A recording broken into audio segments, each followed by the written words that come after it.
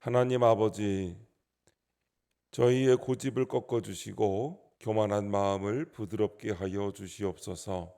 말씀에 귀를 기울이며 의인의 길을 걷게 하시고 저희 삶이 이웃을 살리는 통로가 되게 하소서. 저희의 기준이 하나님의 말씀이 되게 하소서.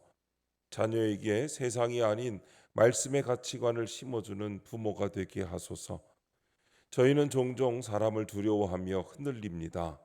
사람의 평가와 반응에 마음이 묶여 진리를 외면할 때가 많습니다. 어떤 상황에서도 주님을 의지하게 하소서. 오늘도 말씀하옵소서. 듣겠습니다. 예수님의 이름으로 기도합니다. 아멘. 잠언 29장 1절부터 27절입니다.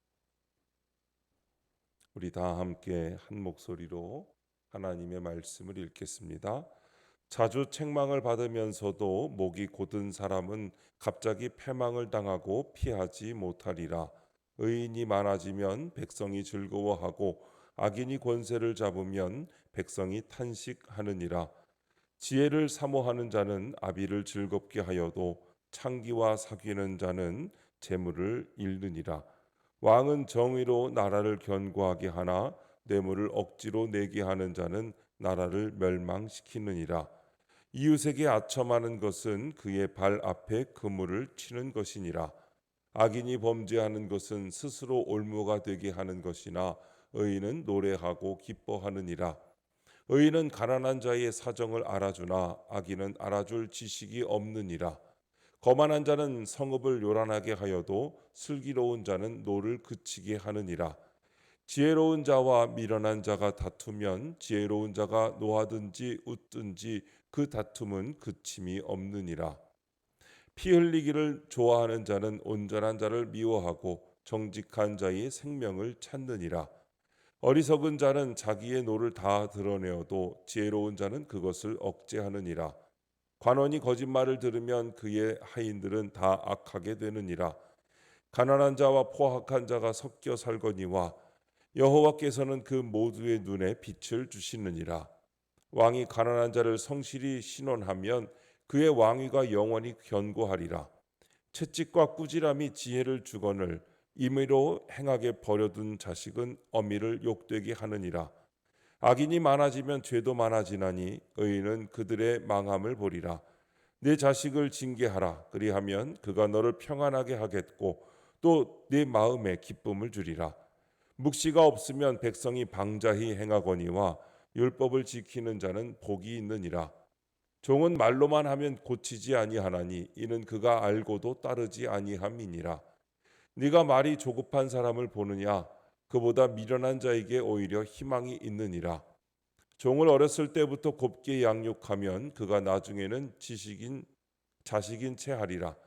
노하는 자는 다툼을 일으키고 성내는 자는 범죄함이 많으니라.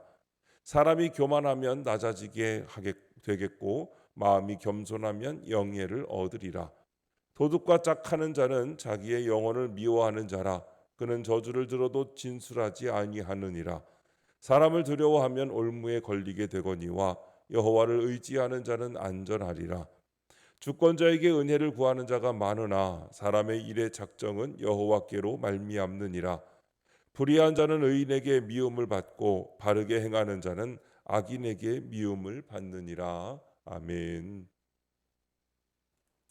여호와를 의지하는 자라는 제목으로 말씀의 은혜를 함께 나누겠습니다.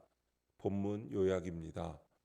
통치자가 의인인지 악인인지에 따라 백성과 나라는 크나큰 영향을 받습니다. 통치자는 하나님의 공의에 근거하여 통치해야 하고 자녀와 백성, 종들은 말씀으로 훈육을 받아야 합니다. 혼탁한 세상에서 오직 여호와를 의지하는 자만이 안전을 보장받을 수 있습니다. 첫 번째, 의인과 악인의 영향 1절부터 14절입니다. 목이 곧다는 것은 교만을 뜻합니다. 이런 사람은 갑자기 패망을 당합니다.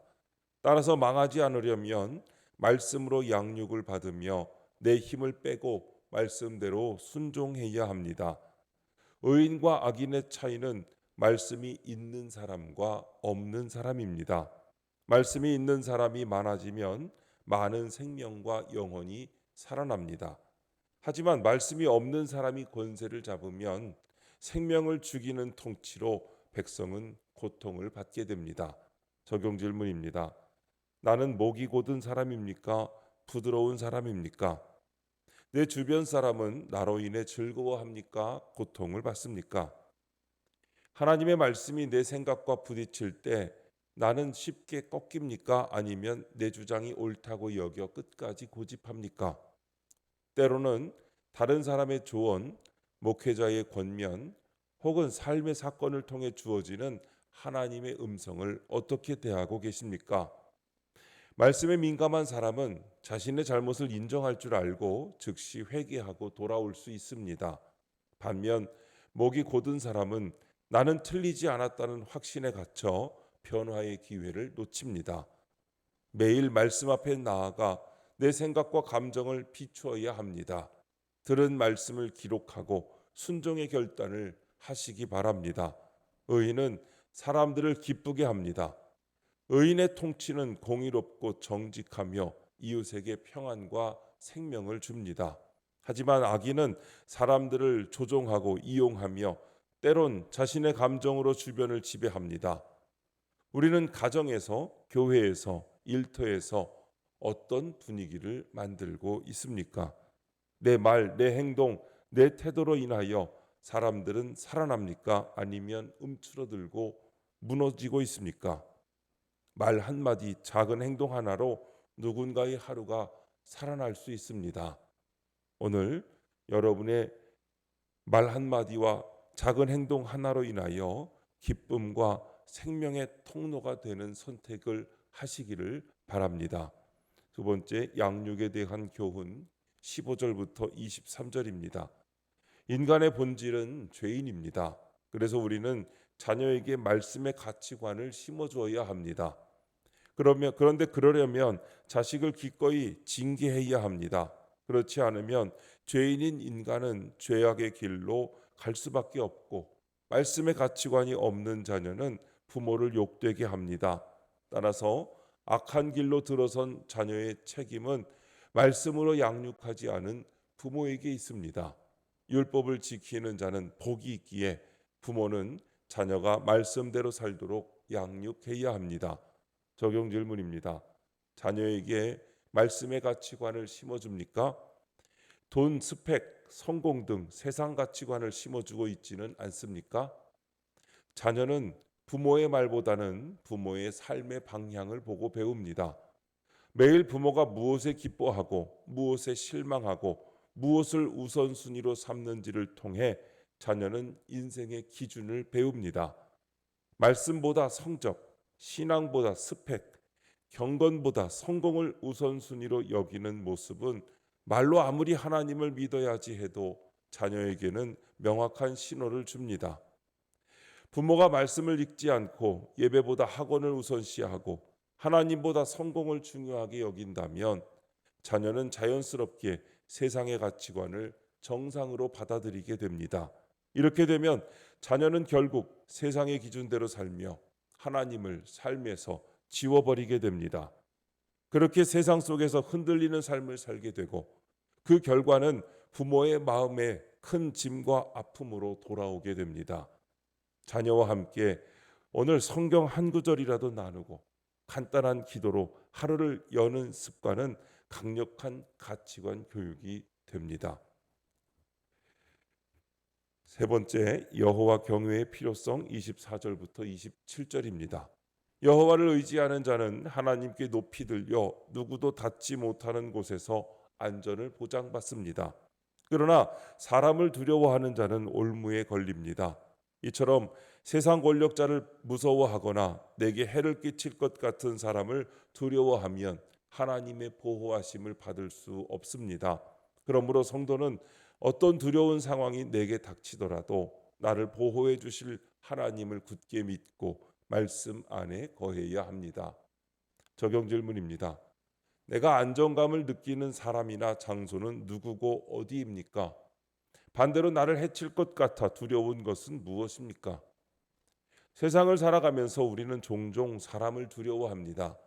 내게 해를 줄 것 같은 사람, 나를 평가하거나 무시할까 두려운 사람, 혹은 나보다 더 강한 힘을 가진 이들 앞에서 위축됩니다. 그러나 성경은 그런 두려움이 올무라고 말합니다. 올무란 빠지면 벗어나기 어려운 함정입니다. 사람을 의식하고 사람의 평가와 반응에 얽매이다 보면 결국 하나님의 뜻보다 사람의 눈치를 보게 되고 하나님의 보호하심보다 사람의 영향력에 끌려가게 됩니다. 예를 들어 경제적으로 여유가 있으면 안심이 돼. 이 사람만 곁에 있으면 괜찮아. 직장만 유지되면 안정돼라는 생각이 은연중에 있다면 그 기반은 사람과 세상의 시스템인 것입니다. 그러나 이런 것들은 모두 변할 수 있고 언제든 흔들릴 수 있는 불안전한 안정감입니다. 반면 여호와를 경외하는 자, 즉 하나님을 경외하며 그분을 기준 삼는 자는 안전합니다. 그 안전은 단지 문제로부터 벗어나는 차원의 안심이 아니라 하나님이 높이 드셔서 누구도 건드릴 수 없는 보호 아래에 두시는 절대적 안정감입니다.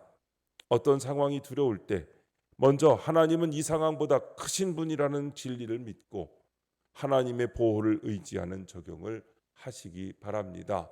오늘도 하나님의 말씀을 통해 진정한 평안과 안전을 얻는 저와 여러분의 삶이 되시기를 주님의 이름으로 축원합니다. 기도하겠습니다. 하나님 아버지, 저희의 목이 곧은 것을 회개하오니 말씀으로 부드럽고 겸손하게 하여 주옵소서. 또한 자녀들이 예배를 최우선으로 삼고 살도록 말씀의 가치관을 심어주게 하옵소서.